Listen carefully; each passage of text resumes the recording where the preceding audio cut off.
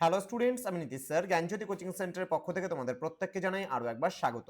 তো স্টুডেন্টস, আজকে আমি তোমাদের সঙ্গে আলোচনা করব গৌড়বঙ্গ ইউনিভার্সিটির অধীনস্থ যে সমস্ত ছাত্রছাত্রীরা যারা বিভিন্ন কলেজগুলোতে পড়াশোনা করছো তাদের জন্য আজকে এনইপি সেকেন্ড সেমিস্টার মেজর 2 যে বেঙ্গলি রয়েছে সেই বেঙ্গলি সিলেবাস নিয়ে কিন্তু আজকে আলোচনা করব।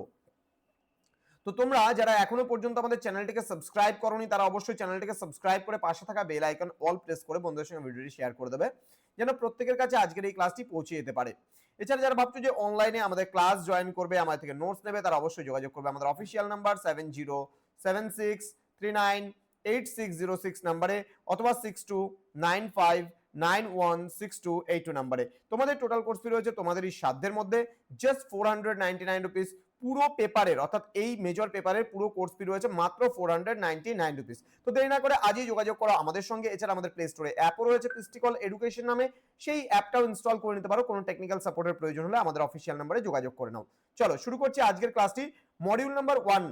তার আগে আলোচনা করার আগে তোমাদের টাইটেলটা বলে নিই। সপ্তদশ ও অষ্টাদশ ঊনবিংশ শতাব্দীর সাহিত্যের ইতিহাস ও সাহিত্য রয়েছে এখানে।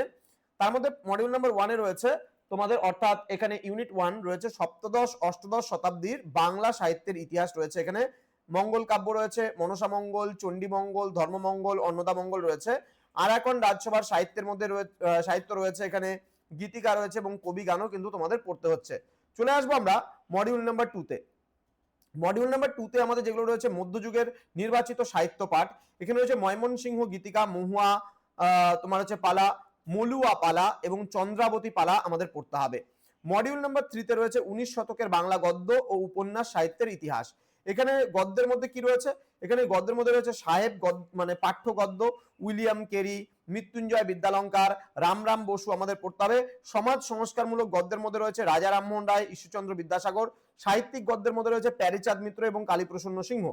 এবার উপন্যাসের মধ্যে আমাদের পড়তে হবে রমন্যাস, আমাদের পড়তে হবে সামাজিক উপন্যাস, ইতিহাস আশ্রিত উপন্যাস, বঙ্কিমচন্দ্র চট্টোপাধ্যায়ের তারপর হচ্ছে তারকনাথ গঙ্গোপাধ্যায়, স্বর্ণকুমারী দেবী উপন্যাসে এদের অবদানটাও কিন্তু আমাদের পড়তে হবে।